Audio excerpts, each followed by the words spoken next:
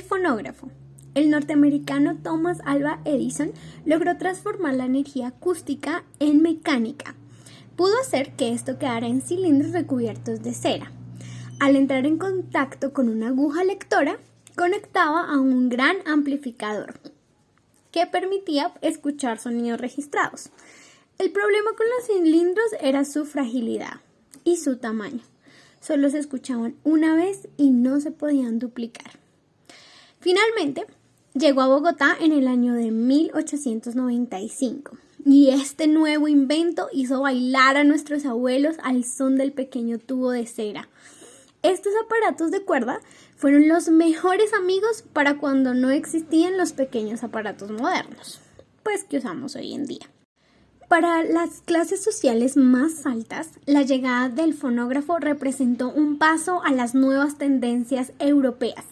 El pequeño aparato, que funcionaba con tubos de cera, solo se lucía en las casas más prestigiosas de Bogotá, en donde celebraban gracias a esta invención. Un par de años después, la clase media, que no pudo acceder a los fonógrafos, festejó la llegada del gramófono, o más conocido como la vitrola, un nuevo invento de Emile Berlini que, al ser más económico que el de Edison, fueron los protagonistas de las fiestas de calle. A diferencia de los fonógrafos, el registro en la vitrola estaba en un disco que al entrar en contacto con una aguja podía ser escuchado repetidamente y no una vez como en la máquina de Edison. Y esta, impulsada por una manivela, pudo leer discos de vidrio, zinc y plástico. El invento fue mejorado por Eldridge Johnson, quien introdujo un motor de resorte reemplazando la manivela. Canciones como Que vivan los novios,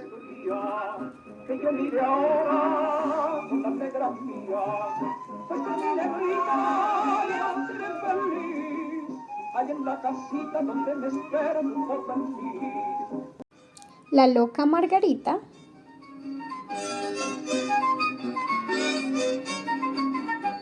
hay en Bogotá una loquita que lleva siempre vestidos rojos. Está ya bastante arrugadita y tiene chiquiticos los ojos.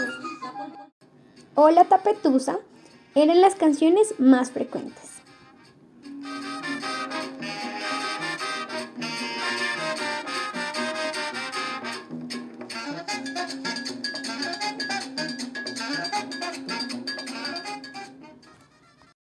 Luego apareció el disco del vinilo y por más de 4 décadas los discos de vinilo fueron la moneda corriente para el consumidor musical. En ellos se tuvieron grabaciones de rock, tango, jazz, salsa, hip hop, cueca, reggae, mariachi, polka, flamenco, pop, metal, música electrónica, bossa nova, música cubana y muchas otras expresiones. Con la llegada del CD a comienzos de los 80, el vinilo comenzó a perder su espacio en el mercado rápidamente. De ser el rey de los formatos, pasó a ser prácticamente invisible en los 90. En todo el mundo fueron cerradas las plantas y las máquinas fueron chatarrizadas o vendidas por partes. La historia de las comunicaciones en Colombia tuvo un punto de quiebre fundamental con la llegada de la radio a finales de la década de los años 20. La locura de la radio. Cómo se conoció el interés por las ondas sonoras difundidas por medio de innovadores aparatos eléctricos de emisión y recepción en algunos sitios de Europa y Norteamérica. Llegaba también a Colombia de la mano de algunos entusiastas que convocaban la conformación de los primeros grupos y clubs de radioaficionados en 1928 y 1929. Además de las iniciativas radioaficionadas, la inauguración de la primera radiodifusora del país el 8 de septiembre de 1929, conocida como la HJN. Dicha emisora funcionó hasta 1937 y retomó sus emisiones el 1 de febrero de 1940, bajo el nombre de Radio Nacional, ya institucionalizada junto a la autorización gubernamental de funcionamiento de emisoras privadas. Dio comienzo formal a la era radial en Colombia. Así entonces la radio llegó a las salas, las cocinas y las habitaciones de las casas de muchos colombianos.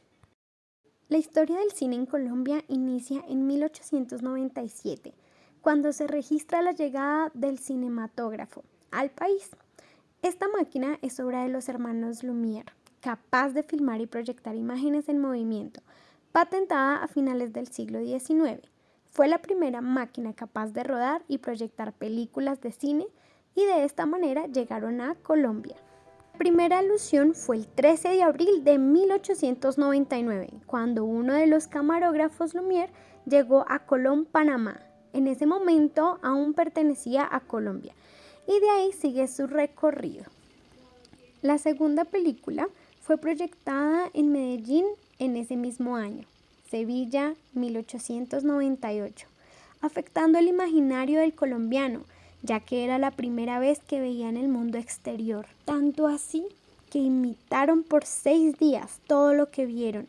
Carnavales llenos de disfraces disfrutaban sin parar. Pero llegó la guerra de los 1000 días y todo cambió drásticamente. Pero algunos hasta se fueron disfrazados de todo lo que habían visto.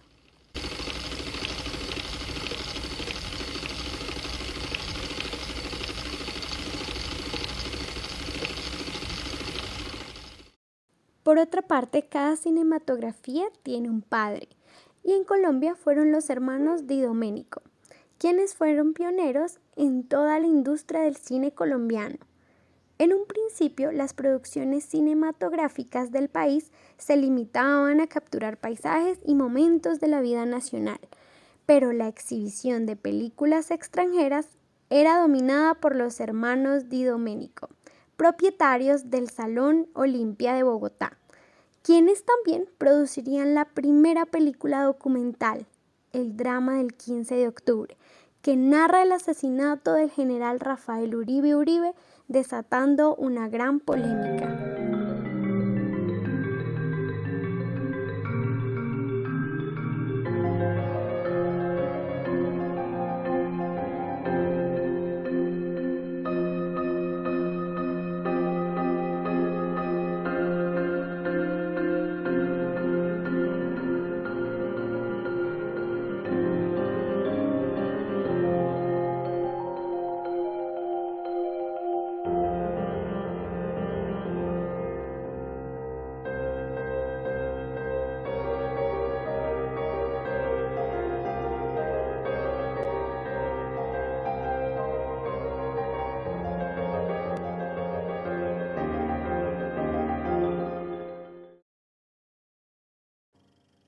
Como les comenté anteriormente, durante los primeros años, los realizadores del cine se dedicaban a hacer filmaciones de paisajes y reportajes noticiosos para su exhibición pública, y solo hasta 1922 aparece el primer largometraje de ficción llamado La María, dirigida por Máximo Calvo Olmedo, un inmigrante español que trabajaba como distribuidor de cine en Panamá, y fue contactado para viajar al Valle del Cauca, donde realizaría el film basado en la novela homónima del escritor vallecaucano Jorge Isaacs.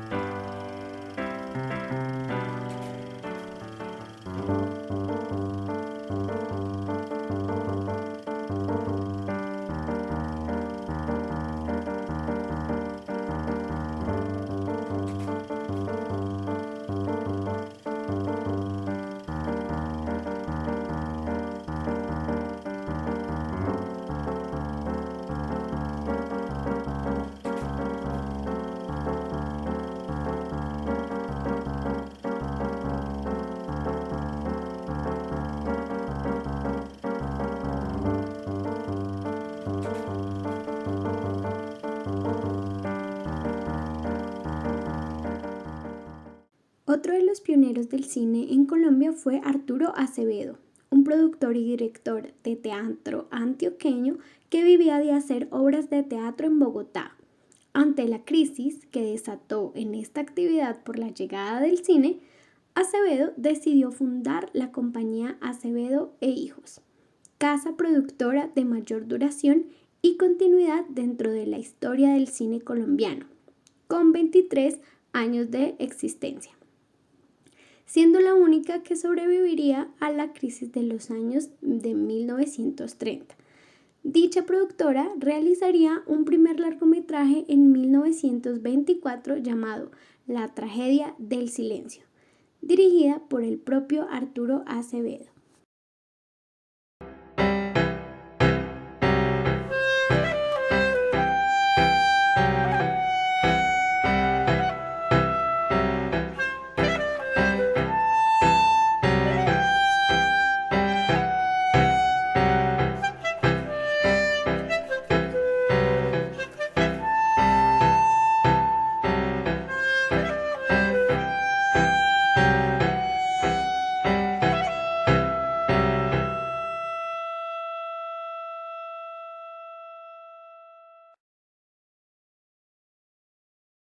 Tras lo que parecía una floreciente industria, en el año 1928 la empresa Cine Colombia compró los estudios de los hermanos Di Domenico, cerrando los únicos laboratorios existentes en Colombia para dedicarse únicamente a la exhibición de películas extranjeras. Fue así como desde 1928 hasta 1940 en Colombia se produjo un solo largometraje con sonido óptico. La transición del cine mudo al cine sonoro, que inició en todo el mundo en 1929, agravó el atraso tecnológico que afectaba a los productores colombianos. El cine sonoro era mucho más costoso y complicado de hacer, y las compañías locales no estaban en condiciones de competir con las películas de Hollywood, que ofrecían a los distribuidores gran perfección técnica, taquilla confiable y precios muy bajos. A esto se suma la competencia del cine argentino y mexicano, que atravesaban sus edades de oro. Sin embargo, el video que están viendo fue de los primeros ensayos del cine sonoro en Colombia, y ese mismo ejemplo de éxito de otros países fue el que alentó a algunos empresarios a probar su suerte en la producción del cine colombiano. Es así como entre 1941 y 1945 se estrenaron 10 largometrajes de ficción colombianos, realizados por 4 compañías. Sedes de estas empresas iniciaron labores y que poco tiempo después proyectaron la sombra de sus fracasos.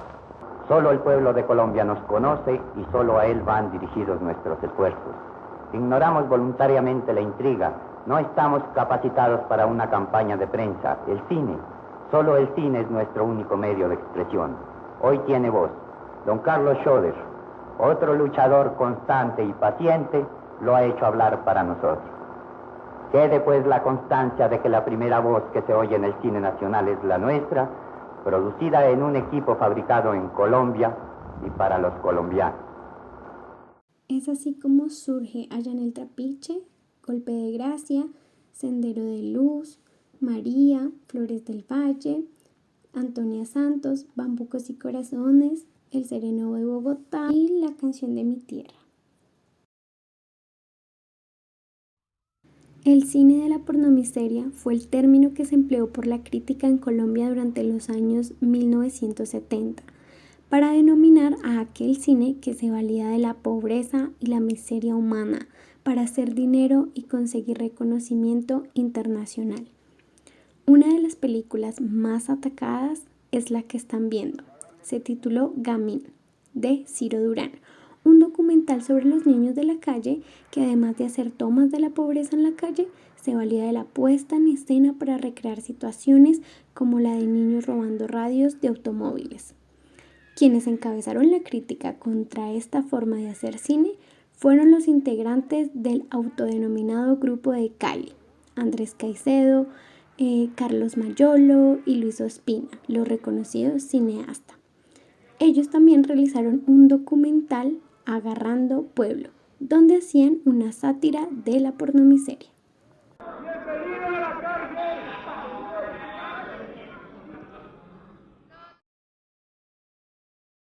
Durante la última década del siglo XX, tras la pérdida del apoyo estatal con la liquidación de Focine, los realizadores del país volcaban sus esperanzas en las coproducciones con países europeos y en el capital privado, que muy pocas veces invertía en dichos proyectos. Sin embargo, se lograron realizar algunas películas destacadas, como lo fueron las producciones del cineasta Sergio Cabrera, cuya película, La Estrategia del Caracol, cosechó varios premios internacionales, lo que provocó un gran interés del público, superando, como pocas películas nacionales, el 1,5 millones de espectadores. La casa, si mal no comprendo. Es que yo tengo todo el derecho a escoger el destino de mi patrimonio familiar. Y las casas tienen todo el derecho a que su dueño les escoge el destino y no una manada de usurpadores ahí. Si nos echan, lo primero que tenemos que sacar son las almohadas. Nos dan un plazo de 10 días.